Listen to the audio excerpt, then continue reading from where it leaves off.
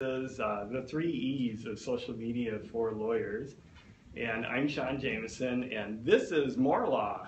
Thank you for sponsoring. So that you don't have to look at my home office, which is pathetic. We could have a nice professional setting. So if you're here in person, More Law took care of applying for credits for you, so that's wonderful. If you're on the internet, you're on your own. So that's, if you're listening in, good luck. We didn't apply for that because there's for Minnesota anyway, there's an interactivity requirement, and I'm not going to be able to run around and push the chat, so we're not going to do that.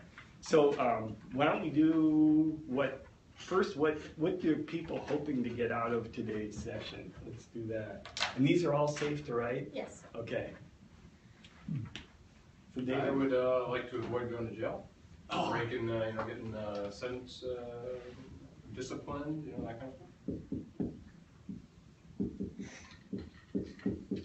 Okay, you can spell. Okay, just pretend I can spell. Okay, avoid discipline. Karen. Well, me get a better understanding of different online things that would be good to use. Okay. I think other than Facebook, it is boring, but.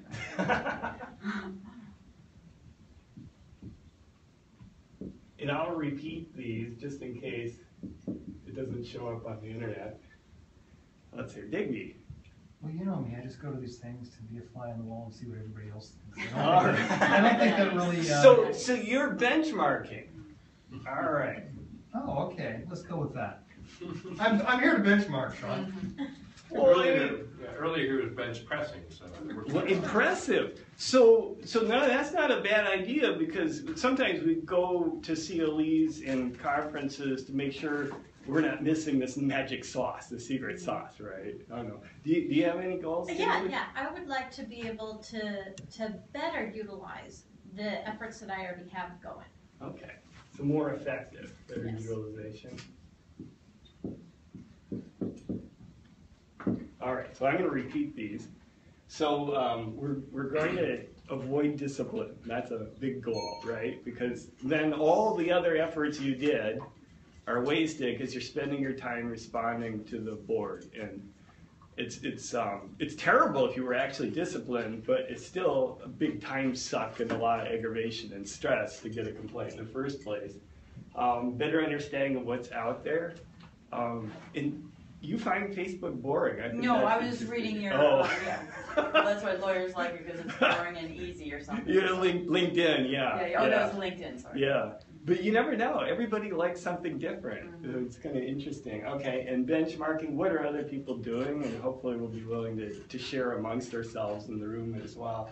And then being effective. So you've already got a program, but you want to make sure that you're doing as best you can for your time.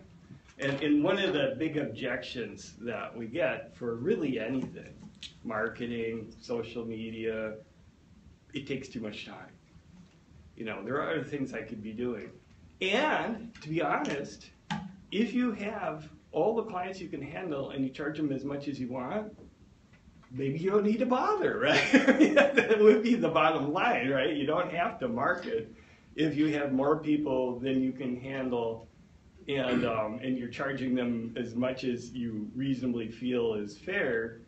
Then really what you should be looking at is maybe hiring other lawyers, right? But we're assuming you're here because you'd like to get more out of the marketing effort. And the other thing is, I think we oversell social media as a marketing tool. And I don't know, you can let me know if this is something you're receptive to. I use a lot for professional development. So I get a lot out of the links that people who are in my field share and their opinions on things. And so I find I learn a lot. So it's part of the getting something out of it, right? So if we're not always getting as many clients as we hope, are we learning something? Are we networking with like-minded people, or maybe people with different opinions, but are enhancing our intelligence by challenging us? So today I'm going to roll without a PowerPoint, and I know there's mixed feelings on that, right? My concern was to become a technical trainer. You know, so we really get into, okay, push here, go there, do this.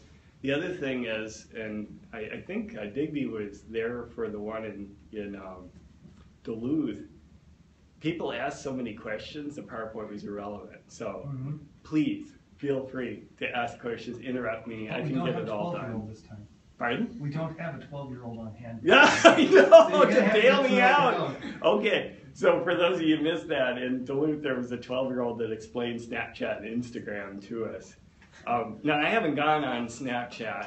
All I know is that it's on one of the top 10 things I should never allow my children on. So that's what I'm rolling with.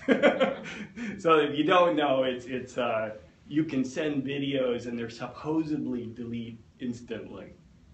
But of course, there are always ways to defeat that. So don't say anything ever. This will be our first ethics one. Don't say anything ever on social media that you are unwilling to have everybody see forever. Even if you think you can delete it. Anytime you see in the news somebody improvidently tweets something, so that's Twitter for those of you catching up with that. So it's out there, everybody can see it. They're sorry they delete it. Yeah, it's sort of hard for the average person to find, but it's already in a database. And if you're a public figure of any kind, somebody's already taken a picture of it, and they've retweeted it, so it exists elsewhere. So that's our first ethics lesson of the day, is just think about that.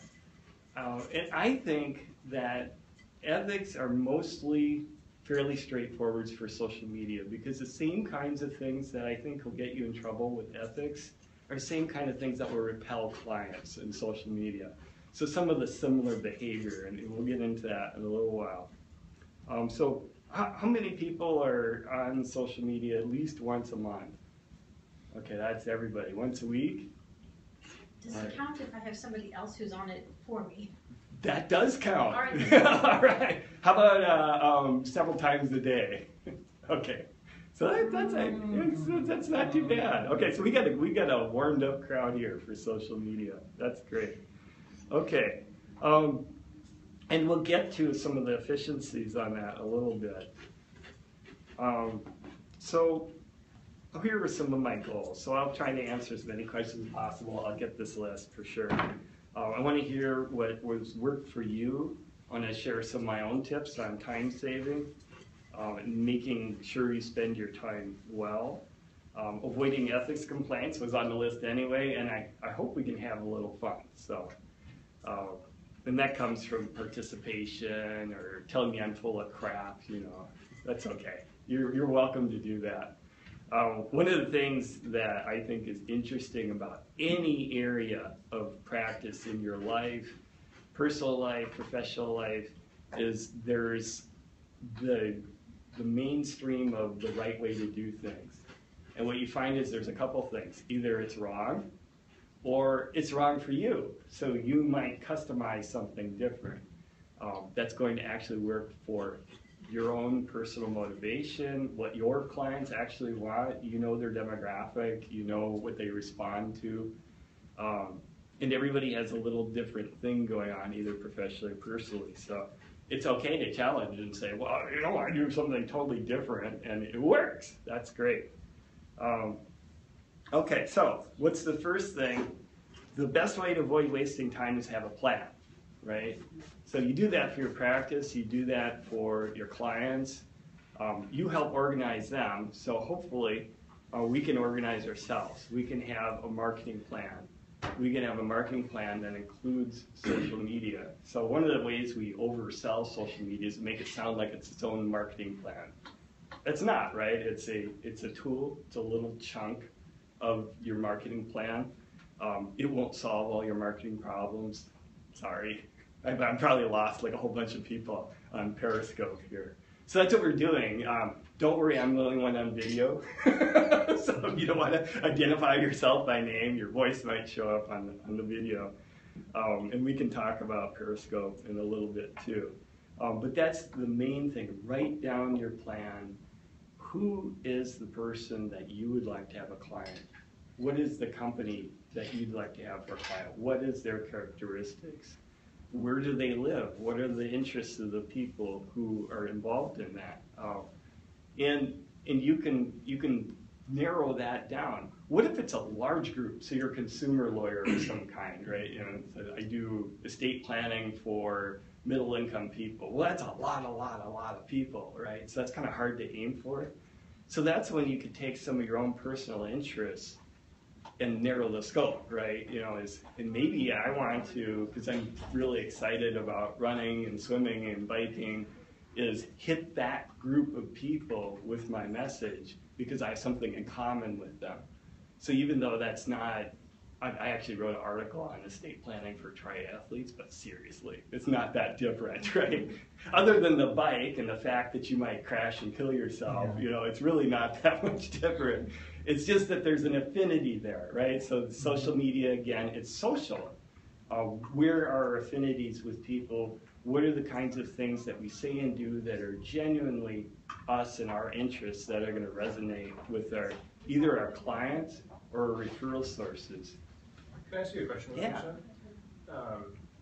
Kind of going a little deeper on what you were just saying, how do you think about the nuances? I guess I'm thinking of the Twitter sphere, or that context in particular, but you could expand it to others, of having kind of a personal brand and a personal identity that includes your affinity for cats and marathoning and whatever else, and you happen to be an attorney, and just like we network in real life as our whole selves, you might kind of network through Twitter, and I happen to be an attorney, and you could ask me about my law practice, versus either tweeting on behalf of a company or kind of having as a sole proprietor, kind of having just a Twitter focused on, in my case, it would be, you know, Best Law. My last name happens to be Best. You know, so kind of that brand, the use of social media for a particular brand versus and of course, personal branding is something that gets talked about in other contexts. So how do you think about those differences? Well, I think, from what I've watched, so if we take it to the extreme, you're Target.com or Walmart or somebody like a huge company, they do well when their PR people still have a little personality. They might be a little more restrained, you know, than a sole proprietor might be, but they still have a personality to them. I would just say that don't do things that repel people. So if there's something in your personal life that would undermine your brand, leave it off Twitter. You know, so if you're the kind of person that likes to go out and really get into the comments on Star Tribune or something and tear everyone a new one out there, you know, maybe don't do that, because you'll probably repel a lot of the people that are in your target market. But that's a good point for me to talk about. So I have this chiropractor that does say active release technique, and he was telling me about how he thought social media was a bunch of crap. So they thought they'd do an experiment, and so they started posting stuff like, "Oh, it's snow shoveling season. Here's a proper way to snow shovel," and you know, here's an exercise to help your back, and nothing, right? They kept posting every week. They post some really helpful, on-point thing. Then they started doing like 3 or 4 kind of fun posts, and then a back one, or a neck or shoulder or whatever, and they started picking up. So I think for most of us, we need meaning clients. Sorry, Okay, yeah. for clarity. Yeah, they were starting to get clients and referrals. People were relating to the pictures of the kids, or that somebody was in a 5K or whatever. So they even, you know, and they're very similar to us, I think. You know, usually small solo professionals. So you know, there's a line there, because you have to be careful about your safety, right? You're not putting up pictures of your house with the address visible, and you're probably, you know, stripping out your location codes on any photos that you give and things like that for your own personal safety. You know, not giving away where your kids go to school. You know, so there's lines that we have to be really careful about. But I think, you know, if places like Target and some of these big brands are willing to be, you know, sometimes a little more personal, just so that they have the PR person has a personality, makes it a little more fun. They don't have to, right? We all love Target. We're gonna go buy anyway. You know, if we see their tweets and it's about a sale, we're gonna be there. You know, so I think they're just trying to be a little more effective than that. For the rest of us, you know, so we're mixing it up a little bit.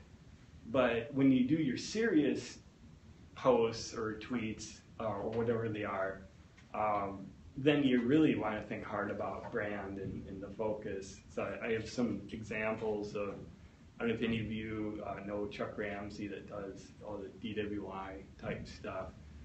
So when he posts professional stuff, you know, it's him in the Court of Appeals kicking butt, you know, or whatever, or about becoming a scientist attorney, you know, as they've really gone deep in this whole defense, DWI defense thing. So those are the serious ones, but then, you know, he's still talking about doing marathons and things like that, extra. So, you know, that, I think when you hit into law stuff as a lawyer, then you're really trying to stick to what your particular area is. So, you know, if I was doing estate planning or something like that, I'm probably not writing about the Constitution or something. Even though that'd be cool and be okay, it's probably confusing the audience a little. So I'd stick to areas that intersect with what it is I do.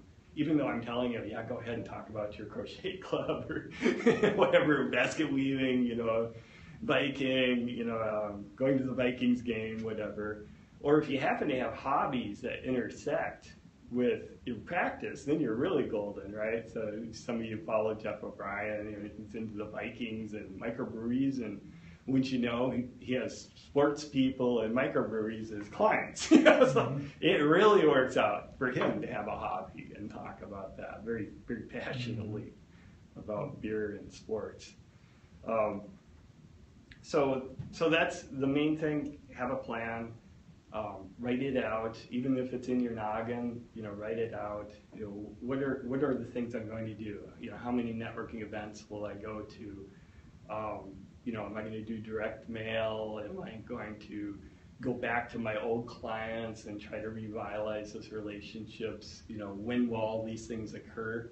And go back to that. And how does social media fit into that? And how can it support that effort? So one of the simple things that you can do, since attorneys and accountants and all those folks are good referral sources, is ask people when you meet them, can I link up with you on LinkedIn?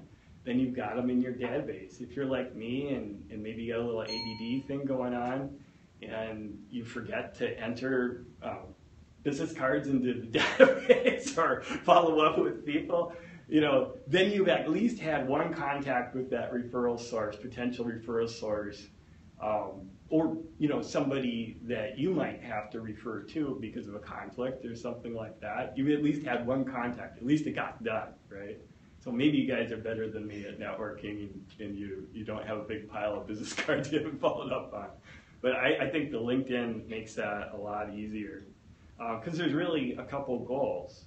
One is direct clients, and the other one is the referral source. Referral source is more valuable, right? Because they can replicate themselves over and over and over again. So once they refer one person and that person's happy, you know, then it's a lot more likely that they can refer more to you. So nobody gave this goal, but I just thought I'd throw it out there. So the minimum goal, I think, for any lawyer on social media is to protect their brand and put out a minimum presence. And protecting brand is just making sure that you own that space. If I'm Sean Jameson, I don't want some other Sean Jameson lawyer to have a blog, you know, with my exact name or a Twitter handle with mine. So I'm going to go out and register those, protect my space. I'm going to monitor social media just in case somebody's talking about me. So even if I don't care about Avvo, I don't know if you guys are familiar, avvo.com, where they can do both recommendations and reviews of lawyers. Let's say you think that's a complete waste of time. I'm not going to update my profile. I'm not going to do anything with it. You still want to go out there and look and make sure nobody put some horrible thing up there about you, right? So that's the minimum. I think the minimum, protecting your space and checking to see what's out there. And that actually gets into a great ethics issue. So what do you do if somebody goes out to Avvo or Yahoo or Google and they said, oh, that Kimberly, wow, did she mess up, and in great detail, what a horrible person she was. And Kimberly looks at it and said, that's not true at all. First of all, I can't even tell if this person's really a client, because this doesn't look like any case I've ever handled. And secondly, it's nothing I ever would have done. A lot of times, really, as a lawyer, you might be tempted to, do the smackdown, but usually the best policy is to respond and simply offer help. That's what a lot of the best companies do, a lot of best brands do. Is they'll say, oh, I'm really sorry to hear, that you felt you had a bad experience. I can't tell for sure who you are, if that's the true response. But why don't you call my office and we'll find out what the deal is and we can work it out. And then, because you know what, things bad happen with clients once in a while. You'll probably never work something out with a client that's mad at you. You care about all the other people out there reading that review. So I had a student did a paper on here's how you smack down a bad review, and it was really interesting. And there are things you can do. You can sue for defamation. You can demand the Avvo take the review down, and I mean there are options for you, but it's a time suck, and you might not win. You are not guaranteed to win this. And they will sometimes protect anonymous speech, right? I mean that's a great American tradition. So you might not win. You're better off, I think, just responding back and saying, hey, in a very neutral way, I'd love to help you, love to work this out. I'm not sure what happened. I don't remember things happening this way, or I don't remember you, or whatever it is. And you cannot, here's your ethics thing, you cannot go into specifics, right? Because the risk is that you're going to reveal something confidential, and you just went from a bad review that maybe some people will see to a serious problem with the board. Because an angry client, what's the first thing they're going to do? if they get an opportunity to turn you in. So that's a concern. So that's for me, that's the minimum. I want to make sure that I've at least parked the major social media stuff under my name. I'd like to have a presence, so on a periodic basis, having something going on out there, so people don't think that I've gone out of business, that I haven't posted anything for a year and a half on my blog or something like that. So having somebody, so Kimberly says somebody else does it for you, having that person on a schedule to update things, and if for some reason there's no way to update anything, maybe you suspend an account, just to avoid the embarrassment of having a blog that's been sitting out there for 3 years. Because people see that and they say, whoa, I wonder if Sean's still in business. And I've had to take blogs down before because I lost interest, and people weren't posting enough comments, so I'm not excited anymore, I get busy with something else, so I move on. All right. An interesting fact going along those lines, Sean, this just happened today. I was at this conference as a speaker. I searched for him on Twitter. His name came up multiple times on Twitter, but not under an account. So it's just something to be aware of, is that if you're the type of person who's you're a lawyer, you go and speak, people, in this case, they liked what they had to say. One of them was a quote. And so the point being, that person has never intentionally engaged with Twitter, but their name... But you have to have a Twitter presence. They have a Twitter, right. And their name appeared at least 5 times over the past 2 years. Where it was just typed in verbatim, first name space last name, as opposed to the traditional @ handle. But it's like, look, you're still, if you are speaking publicly, other people are tweeting about you, whether you're tweeting or not. That's a great point, and that goes to protecting the brand too, right? You want to see what they're doing. Oh, or maybe it's accolades. A lot of times it's very nice stuff. Maybe that's somebody you could reach out to and say, hey, I'd like to come speak at your group or something like that. So that's good. All right, things you can do. Anybody here Twitter? Okay, so 2, 3 of us, 4. Okay, awesome. So things you can do on Twitter that don't require hardly any effort at all is see other people's tweets that you like, click the retweet button. It's social again, so you're making connections with people by letting them know that you liked what they posted. I mean, it's just that straightforward. Welcome. So things like that. And again, this is where I get a lot of my professional development. I follow people that I find interesting, and I see what they post, and I read their articles, and I expand my horizons because a lot of people that I connect with on social media have very different views of the world. So it's a way for me to say, hey, here's an intelligent person who has a different point of view. Obviously, there sometimes, and we can debate about what those are, sometimes there are things that are not intelligent that are posted on social media. You can just skip right over those. So there's a cartoon. It says, Tim saw something that upset him on social media. Tim took a chill pill and moved on to the next thing. Good for Tim. That's good.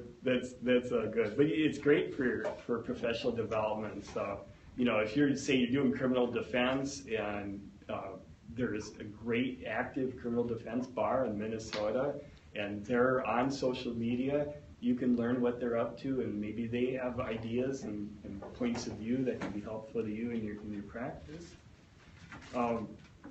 Talk to others, right? Respond to people. Even if it's a little humor, or just encourage them. And again, a lot of times I find, sometimes, especially on Facebook, the banal stuff is what gets people interesting. Like I cleaned up my yard yesterday, and now I can't move. And you think, dumb. How dumb is that? I wrote this brilliant thing about the law, and nobody clicked on it, right? And I write the thing about how I can't even move today. Wow, you get a response, and it's reminding people that you're alive and you're out there. And I had an interesting experience marketing myself with a Facebook page, no clients. Twitter, some clients. Personal Facebook page, the most easiest clients to get to close. And that's my experience. Everybody else has different experiences, but I think it's just because they saw me, personally on that page over and over and over again. Hardly ever talked about the law. Didn't really market there at all. It was more effective. And you might have different experiences to share, but I just thought that was interesting because I docked myself out on that stupid Facebook page. It didn't do anything for me. But, it was obviously advertising, right? I mean, obviously, and it doesn't hurt to have it because we talked about earlier presence and protecting your brand and, being out there. It doesn't hurt to have it. It just didn't seem to be performing for me. I don't know. Well, let's talk about some of the ethics issues we can run into online. We already talked about revealing confidential information about clients in response to a bad review, but you can also accidentally do that when you're bragging too, right? I was just down at the courthouse and I got this person off, and we do a selfie and blah, blah, blah. I know the criminal defense people in town that have been doing this get a written release. So that's one way to do it. I don't know if that's going to protect you every single time, depending on whose point of view it is, but that's a smart way to go, right? To say, hey, but a lot of times the defendants are real excited, right? I mean, it's like, holy crap, I was going to go to prison, and now I'm not. Thank you very much.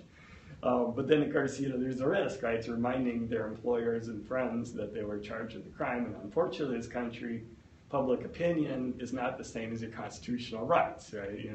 The Constitution says you're innocent until proven guilty, and the media has you guilty until proven innocent sometimes. So be careful about that. I made a slight faux pas in that area. You all can learn from my mistake.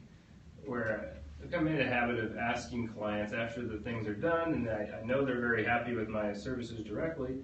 Hey, if you're comfortable, go ahead and leave a positive review on my Facebook page or elsewhere. And then someone emailed back, we're very happy with you, but I'm just not really comfortable. And I was like, duh, I'm just not going to have the same view or just the same sense of privacy that everybody else has.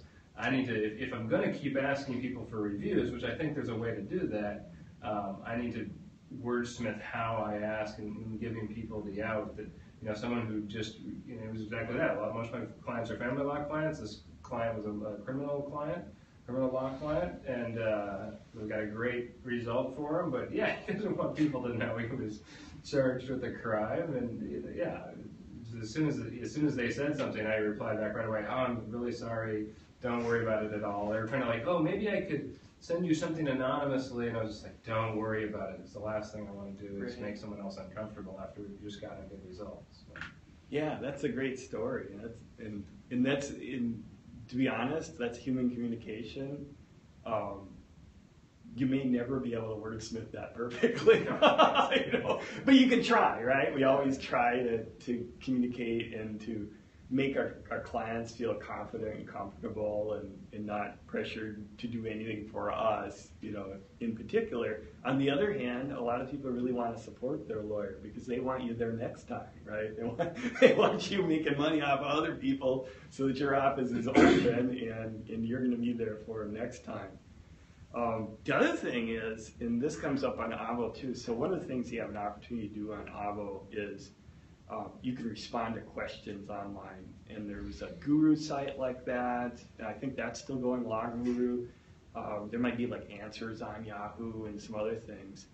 And to be honest, I'll admit I used to do those, and I've decided not to anymore.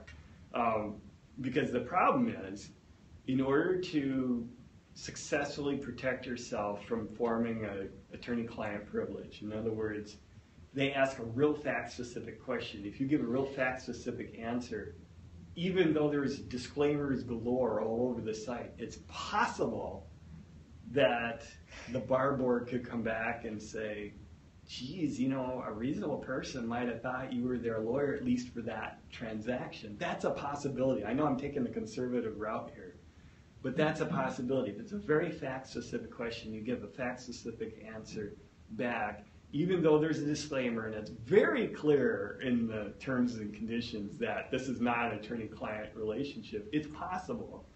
And then you formed it, and not only then do you have some of the responsibilities, or their prospective client, maybe at that level, you've created some duties there, maybe even like a conflict of interest, for example. So, there's some challenges there. I'm not saying nobody should do these things. The reverse of that, so I actually asked a doctor a question on a companion site once. Well, of course, they gave me, basically something I could have found on WebMD. So then I'm dissatisfied. So it's not good marketing, right? So if you're so general that you don't create an attorney-client privilege, you just irritated your potential client by giving them some BS thing that they could have got for free somewhere else. You need to see a lawyer. Yeah, that's the bottom line, right? And that's kind of the disclaimer, I would give, there are things that are going to come out in a client interview that we're just not going to get on the internet. That's a good way of putting it. But that's not, of course, satisfactory to the people who like to be on the internet. And I actually do now participate in the Minnesota Legal Advice Online for legal aid qualified clients. They're going to ask questions, but they're the only ones that see the answers, which is nice. And I'm insured through legal aid, which is also nice, right? So it's a different relationship question. I have a question. The people that are asking the questions on Avvo and so forth, do you have any sense of how many of them are just tire kicking or looking for free advice as opposed to actually looking to retain an attorney or willing to retain an attorney? I don't know if this is... I think probably of all the questions I answered, one time somebody got a hold of me trying to hire me. But the question I don't know is, did people look at my other answers and then call? So it's hard. It's like a blog, right? How do you prove that your posts are what brought them in? Or maybe they were thinking about you, looked at your answer, said, this is an intelligent guy, I want to hire him.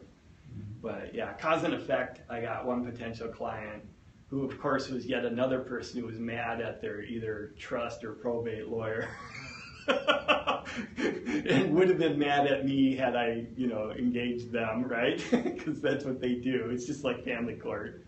if they're really mad at one lawyer and they go to the next one, there'll be another one down the line. So I wasn't very satisfied with that. I mean, again, I don't mind sharing information, but it seemed to me like the balance was really hard to do. And then their Longer Brew was the same way. That goes back many years that's been out there. That was more like a listserv kind of thing, or bulletin board for a while. And they try to get you to answer questions outside your geographic area. And then you get a lot of pressure to do that. And it's like, oh, geez, no. I don't want to do that. Again, even though you're allegedly only giving general advice, it's just scary. I've never answered a question with the expectation that questioner would seek to hire me. I just I answer them with the goal of adding content, my own content, to the internet. Mm-hmm. And but then others who are seeking a lawyer see my content, okay, or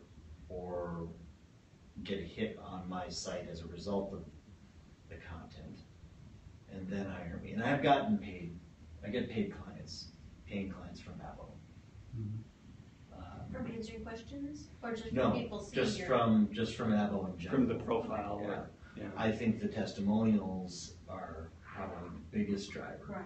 Yeah. Because almost all of them mention, I saw you on Avo and saw your testimonials that you're very good at what you do. That's a pattern. Mm-hmm. But at the same time, I like the answering questions as increases. They also see that part as part of my experience. If you put it, that gives me an idea. If you put it in my own mind, putting the answers into the context of a blog, like you're saying, I'm not comfortable giving that general advice. So if I can get it specific yet broad enough, for me, it was kind of a light bulb going off from what you're saying. Like, okay, if this is like a blog, then it makes sense to me. I actually do both. Yeah. If I answer a question on Avo or Law Q&A, I'll actually take that and put it on my LinkedIn blog, or what they call it, Pulse, whatever it is. Mm-hmm. It's not a regular post. And so I'll say, I was recently asked this question, and here's the answer. And I think I get more traction, honestly, in LinkedIn because of that. Okay. Yeah. I think more people are interested in that real stuff rather than me posting someone else's news or announcing something that I'm doing. I think they like things that are directly relevant to them. yeah. That's been my experience. No, that's a really good segue to if you're not doing the posts on LinkedIn. I really like those. I was doing them for a while and actually accidentally did a great experiment on how it works. So I was posting every Wednesday, like clockwork. And some posts are more attractive than others, so some get more links or more hits than others. It'll tell you how many people looked at it. But it was pretty consistent, so I don't think it ever dropped below 30. It went up to 100 and some, depending on what I put out there. And then one week I got busy and I didn't put anything out, and then the next week I went back and I got like 15 hits. I mean, it's just people expect you to be out there very consistently. And Kimberly's point is, it doesn't have to be you, right? You just have to be the mastermind behind it. So you can get a virtual assistant, or I'm going to talk a little bit about automation too, which gets a lot easier when you have a plan, right? Because automation isn't going to do you much good if you don't have a plan. Let me talk about a couple other quick things on ethics. So endorsements and testimonials, obviously you don't want anything from a client that seems to promise performance, like hire Sean and you'll win every time. It's like, no, delete that, right? Don't let that sit on your webpage. You'll be responsible for it. Endorsements. On Avo, there's some jokers from out of state that would endorse me that I've never met before. You got to get rid of those. You want, because you have a duty of honesty, and I think because of social media, it's kind of proactive. Even though you're not the dishonest one, you still have to police it a little. question. So even on LinkedIn, sometimes people endorse you for skills that you don't really do or haven't done for a long time. And so, I mean, is that a positive endorsement? Or so usually I just ignore that. I'm like, wow, that person doesn't know me that well, so who cares? But Not for maybe- ethics reasons, but I've taken some of them, I've like removed some of them just because I'm like, I don't want people thinking, oh yeah, she does that, when it's stuff I don't wanna do. Yeah. That's a You know? real good point. And the other thing is trying, I think I'm up to 15 now, but typically we recommend about 10 skills. So, because you don't want to confuse your clients, right? Kimberly has 45 different skills. But some you know. of them you can mix in their soft skills as well. I Right. mean, you have the hard skills of whatever it is, estate planning and immigration or whatever, but then you can also have in their soft skills like, I don't know, good listening skills or like Right. that would apply in any area. Right, So I think that- compassionate or something Yeah. like that, or, you know, works well with the opposition or something, you know, it's whatever appeals to the client, you know.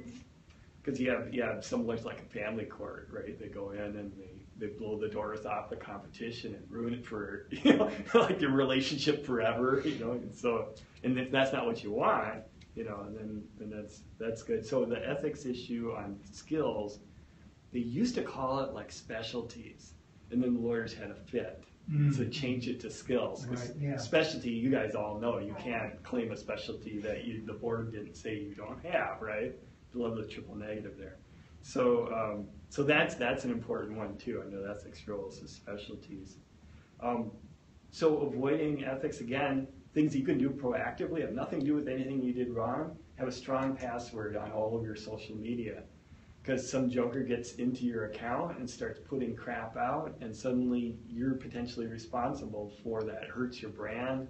You might have to answer to the ethics board. So, you know, use a serious password to keep people out. So the example of that is the school board member up in, was it Columbia Heights or something, claimed somebody got into his account and put some real inflammatory stuff in there. Now, I don't know how that turned out. But the public, as far as I could tell, wasn't buying the story. So even if he was telling the truth, they're still not buying the story, and he's still in a world of hurt.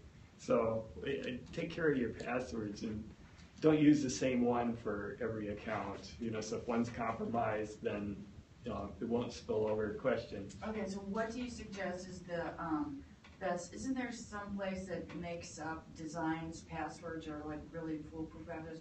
Because my problem is if I have a different password for every different thing, it's just like, God, how can I possibly remember all these things unless I write them all down? So I need to have some method. I have a solution for you. Thank There's you. this thing called KeyPass, and it's a little database, and you have your one main login, and then it keeps track of all your passwords and usernames, and it generates those super crazy long number, letter, Yeah. all that. And when you go into KeyPass, so you don't know what your password is, which of course you're not going to know because it's going to be, you know, even if you tried to type it, you couldn't possibly do it right.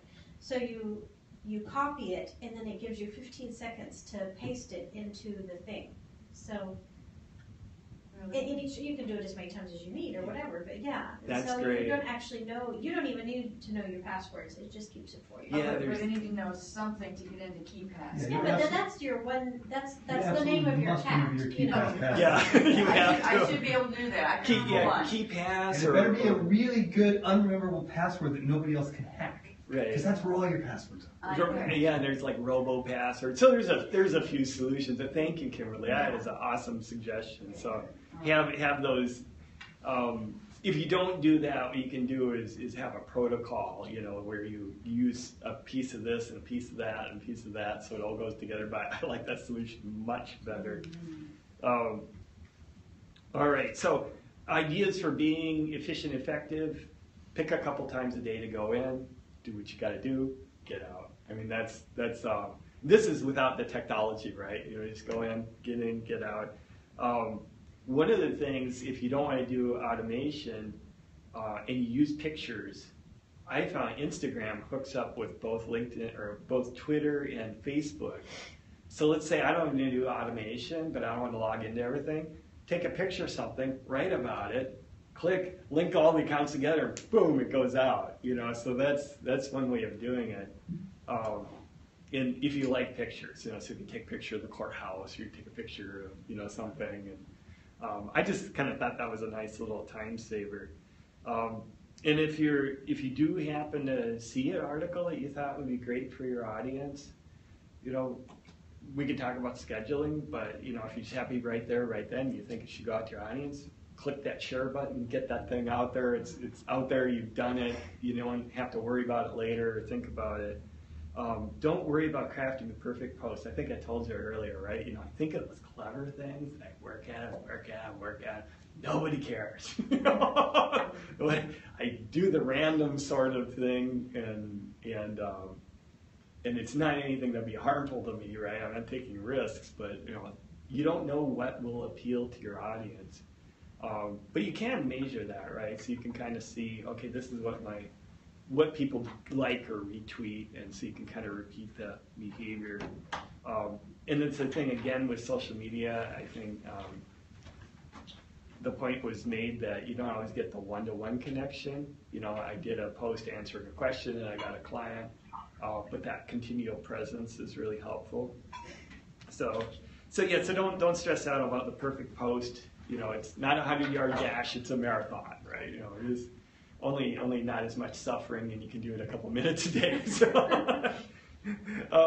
So I wrote an article a few years ago, 5 minutes on LinkedIn. So real quick, if you're going to spend 5 minutes a day on LinkedIn, respond to your invitations and messages. People blow this all the time, right? You know, years go by and somebody accepts your message or your invitation. You're like, who the heck is that? You know, you can't remember. You know, at least do it once a week or once a month or something like that. If you are still having people's updates sent to you, you know, look through, you know, is there something like that's really cool, like they got a promotion or an award or something? Then, you know, the moment you see that, take care of it, respond to it, then you can delete the email, you're done, you move on. It really doesn't take very long. Actually, LinkedIn makes it kind of brain dead easy for you, because I think they actually put congrats in the in the message for you. So this is not hard work. Update your own status. You know, did you write an article, win a case, volunteer, teach a CLE, change your address, you know, all these things. Some of these things automatically come out. You should check your status in your settings. Does it automatically send updates or not?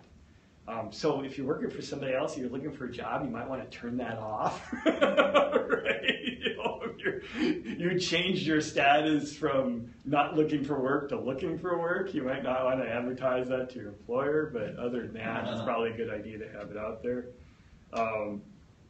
Change anything in your profile that needs updating. So just scan it once in a while. Am I still with that firm?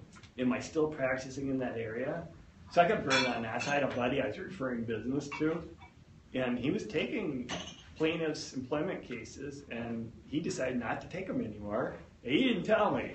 So I refer a client over. He said, I don't know why the hell Sean sent that over. You know? So this is pre-LinkedIn, right? But, you know, in LinkedIn, maybe I could scan people's profiles to see what they're interested in taking, because, you know, that there's a summary, executive summary of, you know, this is what I have to offer, this is what I want, this is what I'm going to do. And then invite people, like I said, you get the business cards, take care of it on LinkedIn, unless you got a different database that you're maintaining. So let's talk about automation. I don't think it's actually set up for automation, but it can do it. Have you guys heard of Klout, K-L-O-U-T? Yeah. Okay. What Klout does is it rates your social media presence, which you might like or not like. And you probably have a Klout rating whether you realize it or not. I don't know if you do. But if you sign up for it and you hook your accounts to it, it'll let you know how you're doing on your influencing. Are people liking your posts? Are they retweeting your stuff? What kind of reach do you have? So you can kind of measure how well you're doing. But the other thing that's kind of nice is it'll actually look at what you do and suggest, hey, Sean, if you're interested in all these topics that you're posting on, here's some other content for you that you could just repost, and then it'll even let me schedule it. So I'm like, okay, now I'm not having to work very hard, right? I can log into Clout and do that. And then if I'm feeling competitive, I can see what other people's Clout scores are and say, well, he's not doing as good as me. You know, I don't know. I don't know how important it is, but you know, it's a way of measuring your success. You know, most importantly, are you getting clients? You know, that's what we really care about in the end. But you can also, you know, tweak what you're doing based on that score. Another one called socialoomph.com. So that's social OOMPH.com. Used to be Tweet Later, but I think that was a problem with Twitter, so they changed their name. And they're still in business, so it must not have been the stupidest name change ever. What they can do for you is, again, schedule all your tweets. You can monitor feeds of mentions about you or particular topics, again, to see what's going on out there. Is there content I want to read, content I want to share? Social Oomph also does reoccurring tweets. So, you know, you thought of the greatest tweet ever that's going to promote your business somehow, and then are you going to want to slap it into your every Tuesday or whatever, you know, manually, or would you rather have the computer do that for you? You know, so I'm thinking I'd rather have the computer do that for me. So I haven't been using that as much. I got into Hootsuite to prepare for this, and they do some similar stuff where you can go across platforms and you can have streams of information so you know, are people talking about you, or are they retweeting your stuff? And then when have you scheduled things? So I actually posted like 3 or 4 times while we've been talking today. So it's great. Again, if you're like me and you're employed by somebody else that work for a school, sometimes they might wonder, it's like, how does he have time to post all that stuff? Well, no, I'm using automation. I'm not really sitting on the computer goofing off all day long. So that's the downside, right, of social media. Is people think, well, how do they have time to do that? Well, it's all automated. I'm not really sitting on there checking my account every 15 minutes. But it's really nice because there are peak times that people are looking, and you can schedule your stuff around that, or you don't know, people are random. It's like fishing, right? You know, it's like 9 times out of 10 there's the best place to fish, but sometimes you go to the 10th place and that's where you actually catch one. So there's nothing wrong with posting any time of day. It could be helpful for you. But it's nice to keep that continual presence out there so you don't have to be on social media all the time. And virtual office assistants. So there are people out there, they like social media, they're organized, they know all these tools, you don't have to learn them. But you need a marketing plan to use a virtual assistant, right? I mean, you need a social media plan. So you can actually go and write out what you want posted, when, and the person just handle it for you. So I know that's kind of what you're doing. So they're not sitting there and necessarily having to think, you know, about what it is Sean wants posted on the internet.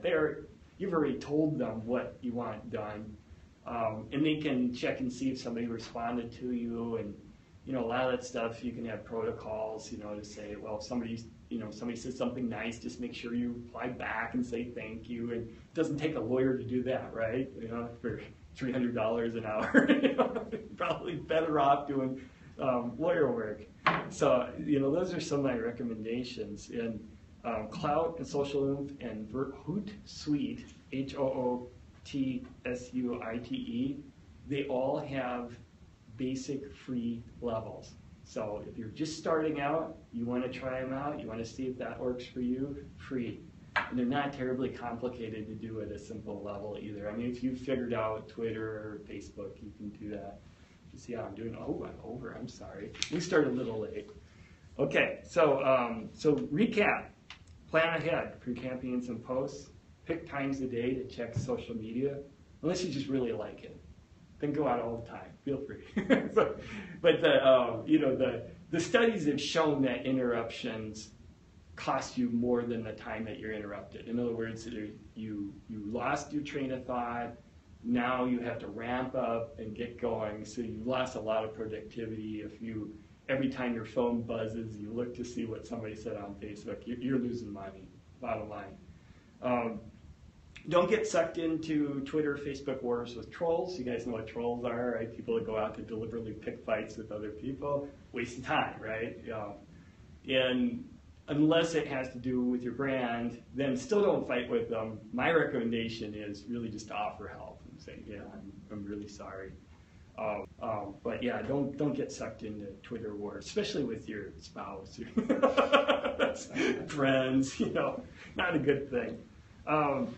And use automation to avoid repetitive tasks and avoid issues with ethics.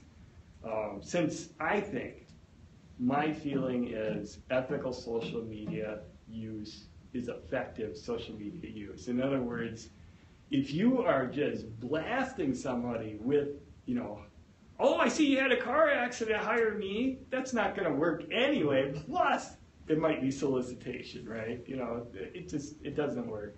So, any last questions before we wrap up? We're good?